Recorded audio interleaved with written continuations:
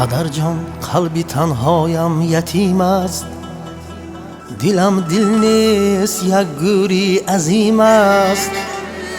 دلم دل نیست ابری هرزه گرد است، در این مرداد سردی سرد است.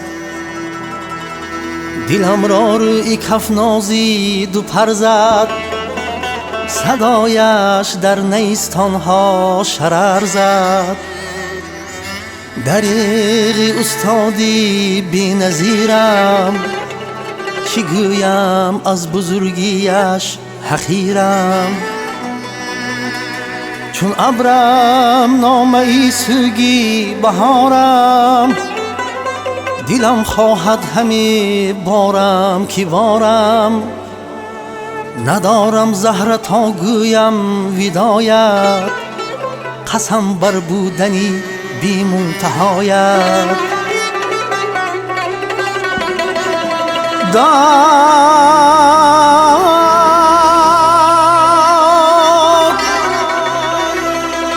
کی مرگ است این کی مرگی یک نفر نیست، مگر این یک نفر کلی بشر نیست. بدوشی خسته اش تابوتی ما بود، به دستش قلبی چون یاقوتی ما بود. بیفشانم صدایی روشنم را، کشایم قلفی گوشی میهنم را. دیگر زنگوله بیداری ما کو، به جلدی پیرهن تو ماری ما کو. سلام ای رفتنت تشریف دیگر، سلام اردو بهشتی تازه و تر. تو ای شیری عجم باشی که باشی، علا رغمی عدم باشی که باشی. سلام ای مردی راهی بیکرانه، سلام ای جاویدانه جاویدانه.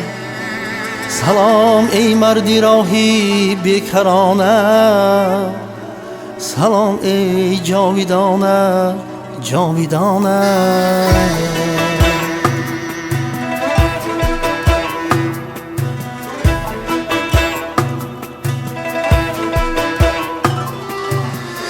آه افسوس که یک بار پریدی زیبرم، از همه نازترین آدمی عالم پدرم. باری این فاجعه را کوه نمی بردارد، خم زند کتفی من و ناله برآرد کمرم. همه گفتن که امثال ملک بود آن پدر، به کجا بال زدی ای زی ملک تازه ترم.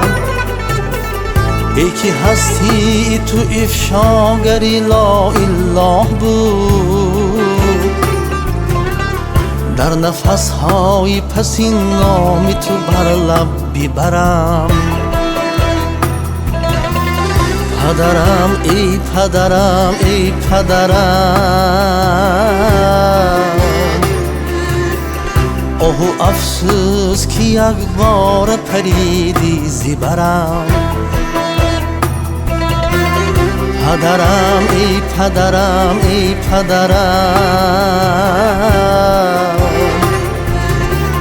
همچنان نوری خدا غیب زدی زیبرم. آهو افسوس که یک بار پریدی زیبرم.